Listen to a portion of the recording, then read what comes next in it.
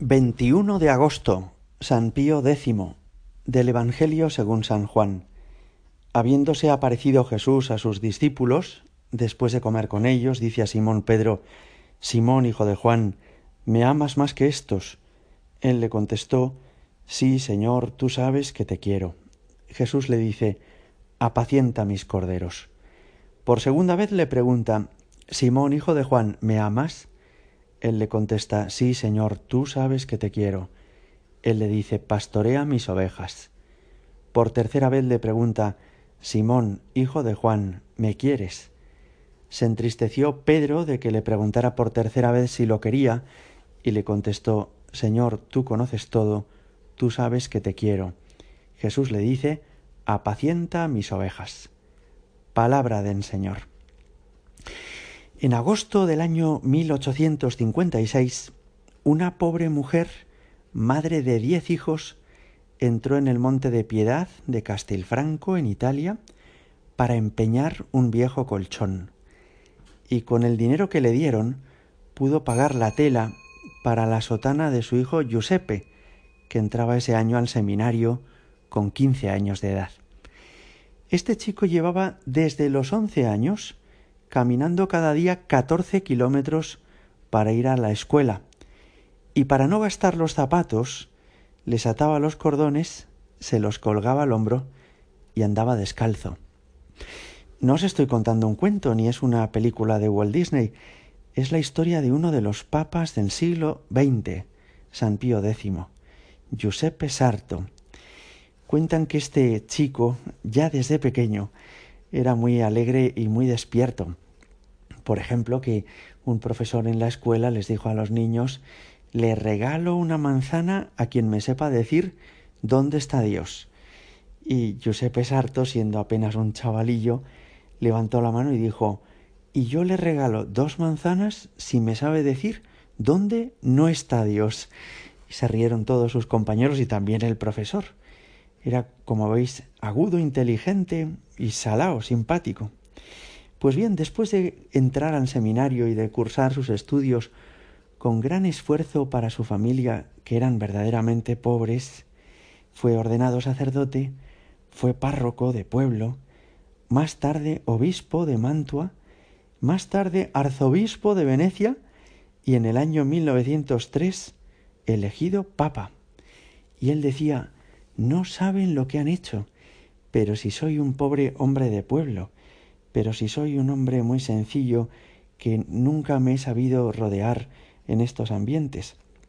Lo cierto es que la gente le veneraba, y siendo ya apenas sacerdote de un pequeño pueblo, todos reconocían su amabilidad, su generosidad, que lo mejor se lo daba a los demás, y él se quedaba con lo peor, que estaba siempre disponible, que animaba siempre la conversación, que era un hombre lleno de esperanza y un hombre de oración, que era un hombre de Dios. Y es quizá esta la virtud que llamó más la atención cuando ya fue elegido papa: su sencillez, su sencillez. Sabía tratar con cortesía y con educación a los embajadores, pero después también se daba un paseo con los jardineros del Vaticano o con algún empleado de limpieza o de mantenimiento, y se interesaba por su familia y se reía cuando le contaban las cosas del pueblo. Y decía él: por favor, no quiero que nadie esté violento conmigo. Cada uno debe hacer todo con naturalidad, como si estuviese en su propia casa. Les decía a los empleados del Vaticano, ¿no? Esta sencillez es signo de una humildad profunda del corazón. Y no penséis que respondía a debilidad de carácter. No, él ejercía su autoridad, pero lo hacía con tanta bondad que era respetado por todos como un padre. De su pontificado, que terminó con el inicio de la Primera Guerra Mundial, que tanto le hizo sufrir y llorar, lo que más se recuerda y lo más importante es que adelantó la primera comunión para los niños, con la ilusión de que desde pequeños pudieran recibir a Jesús. Fundó el Instituto Bíblico, que confió a los jesuitas y que ha desempeñado durante décadas una importancia muy grande. Promulgó, mejor dicho, el primer Código de Derecho Canónico, un compendio de todas las leyes y normas que se rigen en la Iglesia.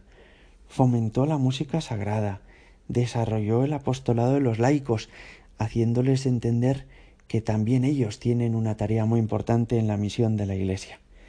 Y luchó contra el modernismo, que es una herejía que surgió en el siglo XX, pero que desgraciadamente se ha extendido también hasta este siglo. La herejía que consiste en pensar que tenemos que modernizarnos en el sentido de pensar como piensa el mundo, como piense la opinión pública, como piensa en los medios de comunicación. Pues bien, fue un papa, como veis, muy valiente y al mismo tiempo muy humilde, muy piadoso, muy santo. Y me parece que el Evangelio que hoy hemos escuchado, que es el propio de la fiesta, nos ayuda a entender la misión que Dios ha confiado a los papas. Son sucesores de Pedro, a quien Jesús le había confiado esta tarea: pastorea mis ovejas, apacienta mis corderos. Esto es lo que hacen los papas. Hay personas pesimistas que tienen la impresión de que la Iglesia va mal, el mundo va fatal, estamos en una época desastrosa, pero creo que podemos mirar el presente desde otra perspectiva. Nunca ha habido tantos papas santos en la historia de la Iglesia como en los últimos 100 años. Es sorprendente, hemos tenido unos papas de una talla extraordinaria, como este San Pío X, y después San Juan Pablo II y San Pablo VI. La causa de canonización de Pío XII está muy avanzada y es posible que llegue a ser canonizado, San Pío XII. De modo que podemos darle gracias a Dios que nunca tuvimos tan buenos pastores como los hemos tenido en este último siglo. Vamos hoy a pedirle al Señor: ayúdanos a vivir como el Papa Giuseppe Sarto, la vida con alegría, con confianza en ti y con sencillez. Y termino contándoos una anécdota. Le decían los sacerdotes y también los feligreses: es usted un Papa santo.